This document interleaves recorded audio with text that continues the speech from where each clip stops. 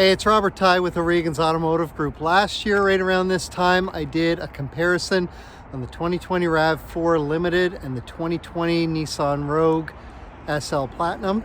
We're going to do the same thing today, but we're going to use the 2021 models. So there's been a few upgrades on the RAV4, and Nissan has put out a full redesign on the Rogue. So let's have a closer look at these two vehicles behind me here. Both of these are amazing. I do want to thank O'Regan's Automotive Group for allowing me to use both of these vehicles for this. And I know I do work at the Nissan store. However, working at O'Regan's Automotive Group, I do have the ability to sell anything that they sell, so I am able to sell either of these vehicles. Let's have an unbiased look at both of these. We're going to start here with the 2021 RAV4 Limited. This was redesigned in 2019. It's an absolutely stunning look that they have to this. They squared it off quite a bit. I really like the design on this vehicle. Love the look of the front end on it. This is a 2.5 liter 4-cylinder with an 8-speed automatic transmission. It's got 203 horsepower and 184 pound-feet of torque. So it's got all kinds of power to it. Really nice styling here.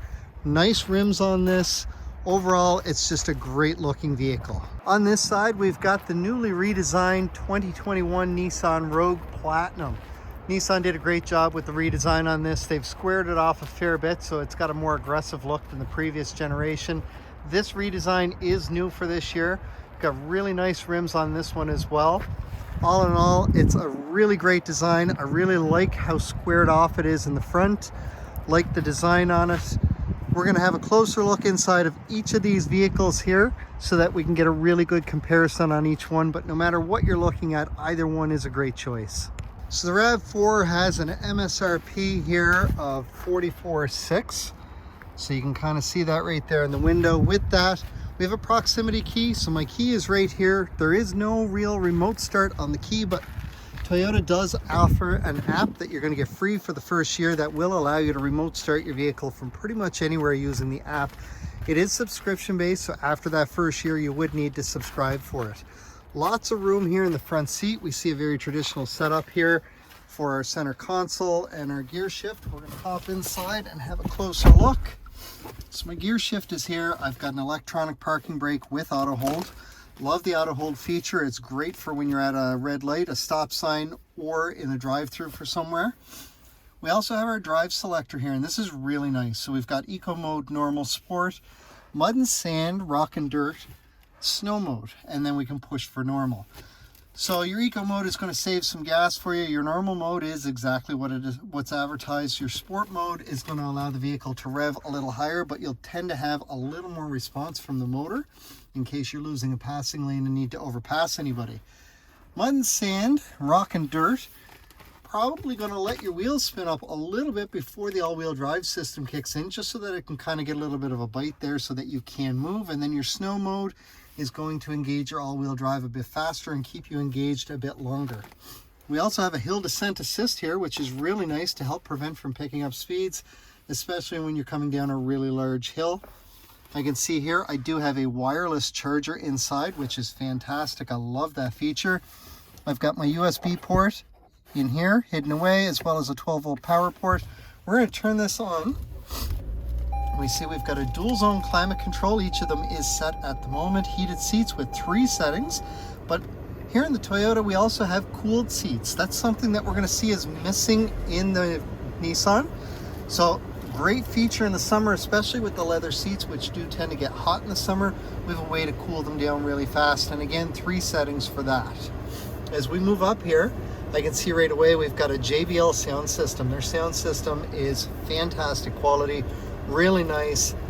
Can't ask for a whole lot better than that. And then we've got our navigation system here on our 8-inch display.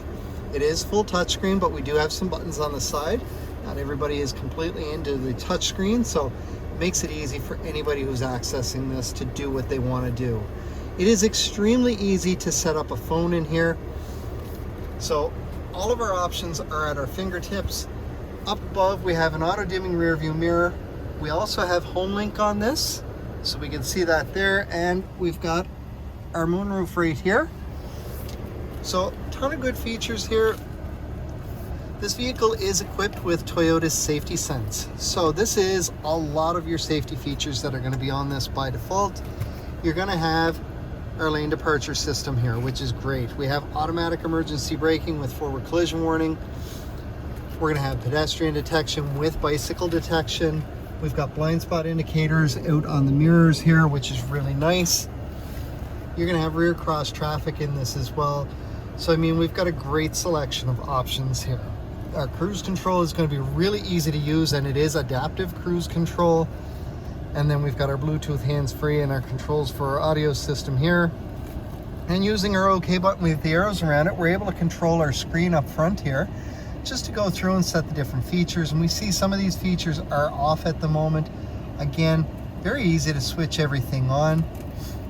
We've got access to pretty much all the vehicle information that we could want here.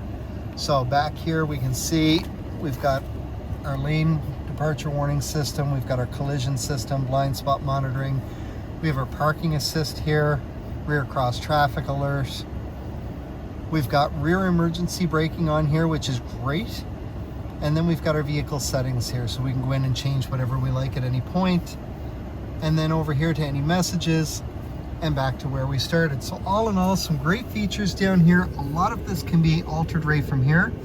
Heated steering wheel is really nice with this. Auto headlights with high beam assist. And we've got a power liftgate, all that can be operated right from the driver's seat. At 6'3", I've got some pretty decent room here in the front seat. I really like this. For anybody who's got kids, we do have one USB port here in the front, which is going to work with your Apple CarPlay and Android Auto.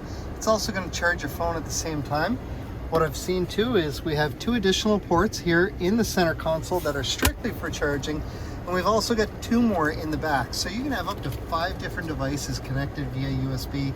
This is a ton of connectivity. It's going to make sure that everybody in the vehicle stays happy, as the maximum amount of people that you can sit in here is 5. Everybody can be connected all at once. As we look at the Rogue here, we're going to see that inside, again, like the RAV, we've got leather, but we have diamond quilted leather here. So it's a little softer than what's in Nissan's SD Premium trim.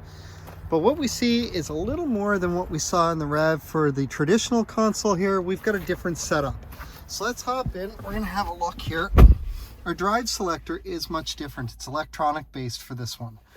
So traditionally, you would move your drive selector down to different positions. With this one, you're simply going to put your thumb on the button here and push down, and it pops back into place. Now let's turn this on so that you can actually see what's going on here. Right away, we're in park, and we do need to have our foot on the brake for any of this. So with our thumb on the side, as we push down, we drop into drive. If I do it again, I go into drive manual, as we do have paddle shifters up here on the vehicle. And we can see first gear here. Now I'll do it one more time and it'll put us back to drive. Pushing up forward, and you can hear there's 2 clicks each time. That's going to put us in reverse. And then I see here, very much like on the RAV, we've got our 360-degree bird's eye view with the vehicle and our backup camera, nice clear camera on each vehicle.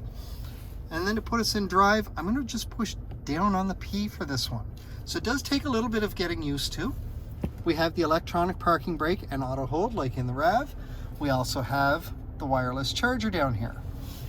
Our gear selector is very similar to what's in the RAV, just laid out a bit different, where we've got sport mode, eco mode, normal, snow mode, and off-road mode, which would be the equivalent to the mud and dirt modes over in the RAV4. Our center console is different. With this one, it's a butterfly style console that's just going to open right up. There are no ports inside, where the RAV does have ports. The difference is with this one, if my arm is resting on one side and I push the button, only the other side opens, and it is fully accessible from the back for anybody who's back there. So that's a bit of a difference. We also see our USB ports are a little different as well. In this one, I have my traditional USB port up front, which will operate Apple CarPlay and Android Auto, the same as in the RAV. But I have a Type-C port in this one as well. And up front, it will operate Apple CarPlay and Android Auto. So that's a little bit different than what we saw in the RAV4. Each of those will work. Now with this as well, you also have over-the-air Apple CarPlay if you have an Apple phone and it's connected. And it's very easy to do so. Once you connect your phone, which again, like the RAV, is extremely easy to do, it prompts you to set that up right away. We have a 9-inch display on here. This only comes in the Platinum. The next trim level down is going to have your 8-inch.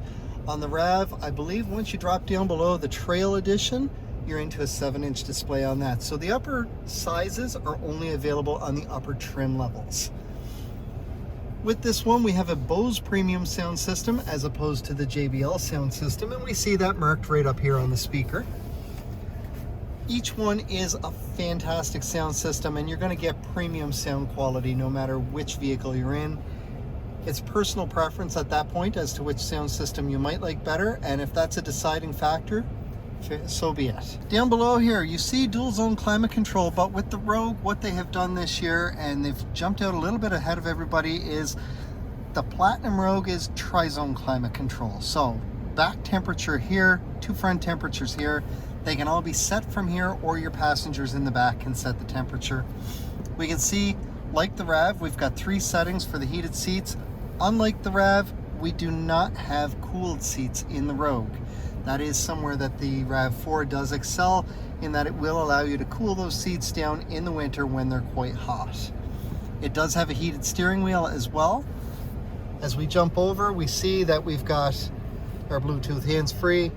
Like in the RAV, we've got adaptive cruise control, and we've got all of our safety features. Nissan calls this Safety Shield 360, where over on the Toyota, it's Toyota Safety Sense.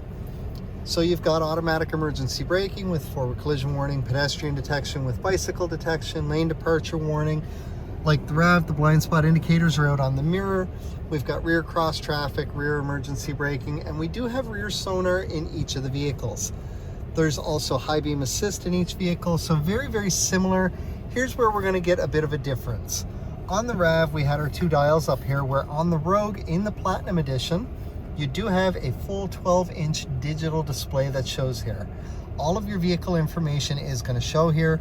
It's just going to show up significantly different than what we just saw over in the RAV4. Oh, sorry for all the bouncing around there.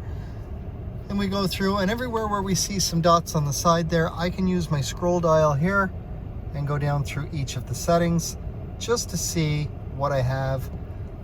And there are a lot of features that show up here.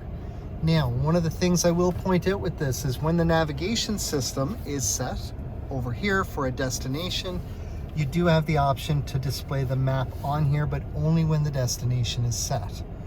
Now also, what's going to be a little different with the Rogue is we do have a heads-up display up here. So I can see up here my speedometer is there. There's a lot of information that will show up once you start to drive. It will post a speed limit sign as you pass by it. If I turn on my cruise control, I can see the adaptive cruise shows up right away there. Also, anything for the navigation when it's set will show up there as well. So a little more information there. It is a 10-inch heads-up display that's only available in the Platinum model, but is currently not on the RAV. Very much like the RAV as well, it does have memory seats. That's one of the things I forgot to point out at the RAV, but it does have it. Nissan has a ProPilot Assist system that they've been working with for a few years now, and with their ProPilot Assist on the Platinum Edition, it now includes Navi Assist. So what that will do is, using the navigation system, if it sees that there's a large bend in the road, or maybe you're approaching an on-ramp or an off-ramp that has a large bend, if you've got the speed set for what the vehicle determines to be too much for that to handle with the ProPilot, it will slow you down, take the turn, and then take you back up to the speed that you had set for your ProPilot Assist. Toyota does have a version of this on their vehicle. I have not tested it out just yet. I am very eager to test that out and see how it handles. The Nissan, I do know, handles very well, and I've had ample chance to test that. With the Rogue, we do have an auto-dimming rear view mirror like we did with the RAV. However, where the RAV excels over the Rogue is the RAV has home link, so you can set up to 3 garage door openers on it. The Rogue currently does not have this. It is an accessory that you can get where you can change this mirror out for a frameless mirror, and then it would be an auto-dimming mirror with home link, but currently as it sits, it does not have that. Now, where the RAV had a sunroof or a moonroof, we have a panoramic moonroof here in the Rogue, so that's a difference. And we see on the back windows, we've got some shades in this where we don't have that in the RAV. we're gonna hop out and check out the back seat to see what the space looks like back there. So one of the things that we found out last year when I tested this, just because of my height, trying to get into the passenger seat here in the RAV, and we're gonna check this out again here. I do have to lean over quite a bit to get in here. It's the only downfall to this design on the passenger seat here. Otherwise, it is a really nice spot. My leg room is pretty decent over here as well, where as somebody who has a significant other, I want to make sure that we're both going to be comfortable in this. And again, getting back out, I got to duck a bit.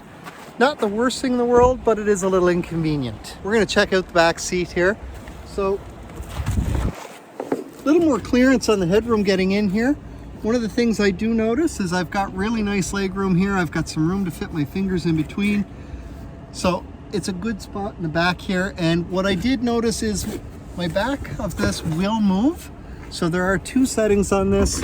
I can move it up, so I'm sitting a little more comfortably, but if I want to take a nap, it's very easy to adjust so that I can just lean back and I'm good to go. So before we check out the space in the back seat of the Rogue, one of the things that I do want to check out is getting in and out of the passenger seat in the Rogue and what the space looks like back here. So less ducking to get into this, which is really nice, especially for somebody who's tall. The other thing I noticed in the Rogue that's not in the RAV is we have a power passenger seat in the Rogue. So with this, I can move my seat forward and back very easily. I can adjust the back of it the same way. Leg room in the Rogue in the passenger side is about the same as it is in the RAV. So very comfortable for me or any of my friends or my significant other, which is really nice. And you can see I get in and out really easy. So let's check out the back seat to see what that looks like. So as I come back here, same thing getting in and out. I've got lots of room there. The Rogue does still have stadium seating. It's just not quite as high as what it previously was. Part of that is it does give me a little more headroom here where it was a little bit lacking last time. So they've dropped the height down just a touch, although you do sit higher than the people in the front. It does give more room. And if I look here, I've got a little more room in the Rogue than what I did in the RAV. Each one gives me lots of leg room in the back though, and that's a big thing for me. At 6'3", I have long legs. Comfort is going to be a huge thing. Now also, like the RAV, I've noticed that using the same lever up in the top corner, I can adjust this seat to go back a little further if I want to lean back and relax, or push it back up a little bit, just so I get back into that same spot that I was sitting for comfort. And just a small observation that I've made on each vehicle is the proximity use on the handles. So for each one, on all four doors, all I got to do is have the key fob on me and I can lock or unlock all the doors or just the door that I'm at simply by either pulling on the handle on the RAV or pushing the button on the Rogue. And it's easy access and it's available on all four doors. Here at the back of the RAV4, we're going to test out the power liftgate on this. So I've got the key fob in hand and I'm going to push and hold the button. And one of the things that I've noticed is because the vehicle is running, it will not allow me to use the key fob to push the button to open the power liftgate. We do have a button in here that I can do it with if I'm the driver and somebody's getting something out, but if I've remote started the vehicle from inside the house using my app, I can't walk out and use the key fob to undo it while it's running. So now that it's off, we're going to see it opens up. We've got a really nice size space in here. Gives you a ton of access, lots of room, nice wide opening. Everything opens and closes really easy. And we've got a button up here that we can push this and close the same thing or use the key fob with it. Now also, as long as I have the key fob on me, the same as the Rogue, I have kick motion activation. This is really nice, very easy access. If my hands are full, all I got to do is walk up and give a little kick. It beeps to let me know to move, and then it will open or close it when your arms are full. I'm at the back of the Rogue here, and we're going to test out the power liftgate on the Rogue now. So I've got my key fob, and very much like the RAV was, the Rogue is running. So we're going to press and hold the power liftgate button, and it does open on the Rogue. So Even though it's running, I can walk outside and go to get something in or out, and it's very easy access. We see, just like the RAV, we've got a ton of room inside here, big, nice, wide opening, lots of space. I've got a button up here which will close it. The difference is I do have a button here that when I push this is going to close and lock the Rogue all at once, so I don't need to hang around to hit the button or keep my walk slow as I'm walking away to lock it. Now, very much like the RAV as well, we do have kick motion activation that I can use to open or close this while my arms are full. Great feature, especially when you're trying to get things done in a hurry so that you're not fishing for your keys. Each of these vehicles really excels with that. What I do notice is that the hatch on the Rogue does open and close faster than what it does on the RAV. Next up is going to be the fun part. We're going to take each of these for a quick drive just to see how do they handle, how do they feel, how's the road noise, and what does it sound like. We're back in the RAV. We're going to go for a drive. I've got my camera all propped up. Hopefully it stays in place. First thing I want to do is I want to check out the sound system in this.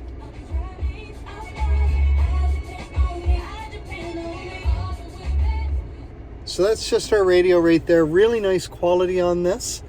Love the sound system. There are 11 speakers in this thing. It's phenomenal the way that the sound reacts in it. JBL has set up the sound system in the RAV4 so that it is optimal to hit every point that it should and make sure that you have the best sound quality possible. Let's take this for a drive. We're going to leave the radio off altogether. I want to listen for road noise and I want to see how this feels and handles on the road. Let's check this out. All right, we're starting out, just pulled out of the parking lot here, and we're heading up our first road. Speed limit here is only 50 kilometers an hour. So we're going to make sure to kind of take our time here. Don't want to go over anything that we shouldn't. Make sure that we get a good drive. I can definitely hear the motor work and I can feel the transmission. As somebody who is used to driving a CVT, and I know most that do car reviews criticize CVTs, personally I like the smoothness of it. So something that I have noticed with the RAV with the 8-speed automatic transmission is I can feel the shifting. I still hear it, I still see it the same as I'm going to in the Rogue, as it has simulated shifting, but I feel the shifting as well. It's something I'm not used to. Anybody who's used to an automatic transmission, this is a walk in the park. They're going to very much like the transmission that's in this. And if you're somebody who doesn't like the CVT, it's absolutely going to rule out the Rogue for you until you've at least tried it for yourself. But for the die-hard automatic transmission people, this makes the RAV the only choice. It is a very nice drive. Just went over a little bit of a pothole there. Handles it very well. Easy access and everything. We're going to jump back once we hit the highway. Okay, we're back at this and I'm just approaching an on-ramp for the highway. The speed limit's going to be 80. I'm going to slow down to about 30 to get onto the on-ramp, and then we're going to see what the pickup is like so that I can get from the beginning of the on-ramp right down to where we actually meet the highway. And we are at 30 kilometers an hour right now.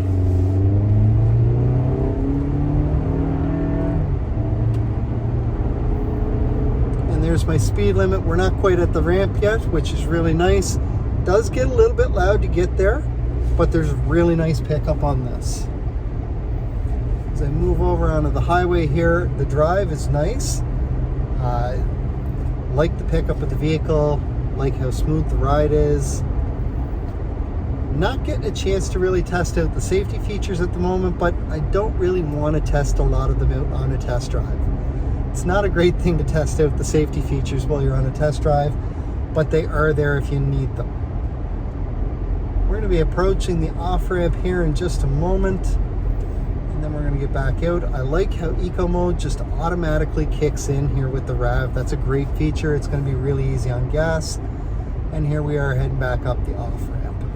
All right, next up, we're in the Rogue. We're going to take this for a quick drive as well. We're going to do the exact same drive. We're going to do the same scenario, but the first thing that we got to do is test out that Bose sound system.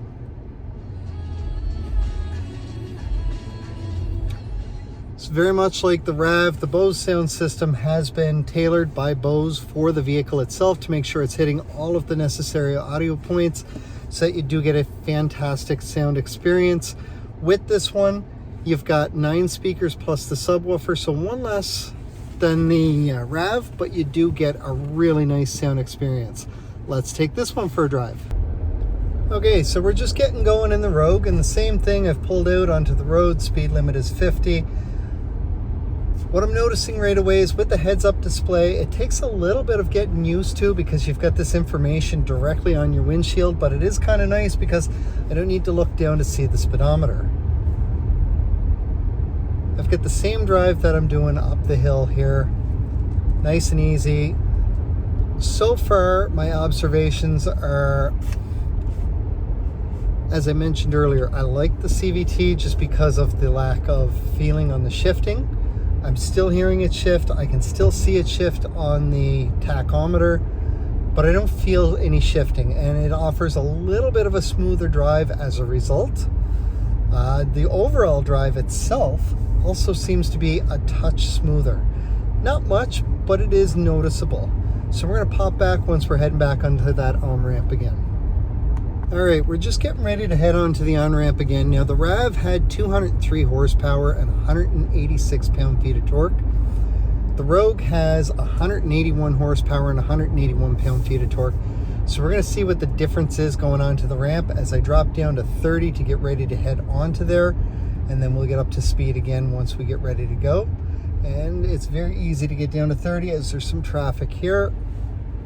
So here we go.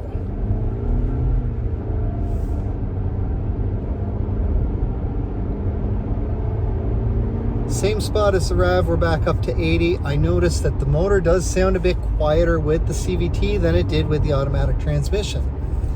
Good power in each one, and I'm not driving on the Autobahn here in Canada, so I don't need to be able to do 0 to 60 in 2 seconds. I don't need to be able to hit 150 kilometers an hour or more. Each one of them offers a nice drive.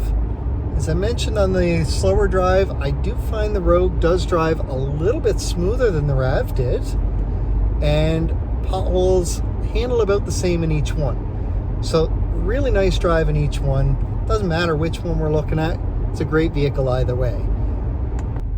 All right, I'm just getting back with the Rogue here. A couple observations between the two vehicles. I really like the comfort of each one. Nissan's got their zero gravity seats, which I do admittedly find a tad more comfortable. I'd love to take each one on a long distance drive just to see how each one holds up. I found the Rogue a tad quieter on the highway and for engine noise, especially when I'm picking up speed there on the on-ramp. Each one is a beautiful drive. Each one has all kinds of safety features that are designed to help you with your drive and make sure that you don't get into an accident, or in worst case scenario, minimize that scenario. And each one is very similar in gas mileage. So despite the difference in the power, they both picked up really well. The gas mileage is going to be fairly similar. It's truly going to come down to which vehicle you like more, and then figure it out from there. Both of these vehicles had some really good qualities to them. Wasn't much that I didn't like about either one. I would have liked to have seen a few more USB ports in the Rogue and the HomeLink on the mirror. It did have it in previous generations. I also would have liked to have seen a few more options for the way that the seats moved in the back seat on the Rogue. Again, there was a few more in the previous generation. In the RAV, I would have liked to have seen a panoramic moonroof versus just the regular moonroof. I also would have liked to have seen a couple more options for the digital display, which showed up on the Rogue. But all in all, each one of them was really good. The passenger side on the RAV still needs a little bit of work for somebody my height getting in and out. But as I mentioned at the beginning, if you're in the area in Nova Scotia and looking for a vehicle, whether it's a RAV4 or a Rogue, I have the ability to sell you either one. We can test drive them back to back. We can check them both out. Each one's going to be a great buy. Let's do what we can. I would appreciate any feedback that anybody could offer on the comparison of the two. Ideally, a longer drive in each one would have made for a little bit better, just to see how everything was. But all in all, I do like each one, and I think each company has done a great job with these.